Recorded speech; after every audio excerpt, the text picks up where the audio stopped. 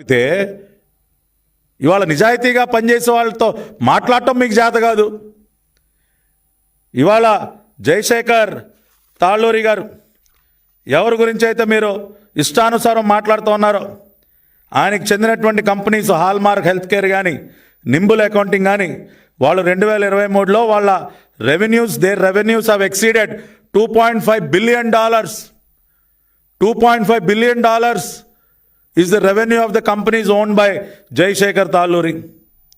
అదేవిధంగా కౌశిక్ పెందుర్తి, ఆయన గతంలో స్థాపించినటువంటి జోబాక్స్ $400 million యాన్యువల్లీ సేల్స్ రెవెన్యూ సాధించినటువంటి సంస్థ.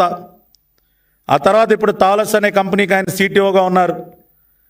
అదేవిధంగా నిరంజన్ శృంగవరపు గారు కానీ, సురేష్ పుట్టగుంట గారు కానీ, వీళ్ళందరూ కూడా, హరీష్ కోయా గారు కానీ, వీళ్ళందరూ కూడా మరి విదేశాల్లో, యునైటెడ్ స్టేట్స్లో మరి కొన్ని $1 billion రెవెన్యూ సాధించినటువంటి కంపెనీల అధిపతులు, $millions రెవెన్యూ మరి జనరేట్ చేస్తున్నటువంటి వ్యక్తులు.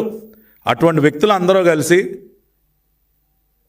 అరే రాష్ట్రం ఇన్ని రకాలుగా నష్టపోయింది ఒక దుర్మార్గుడి చేతిలో, మన రాష్ట్రాన్ని మనందరం కలిసి నిలబెడదామని చెప్పి వాళ్ళు ఒక డేటా సెంటర్ పెట్టడానికి ఒక అద్భుతమైనటువంటి ప్రాజెక్ట్తో ముందుకొచ్చి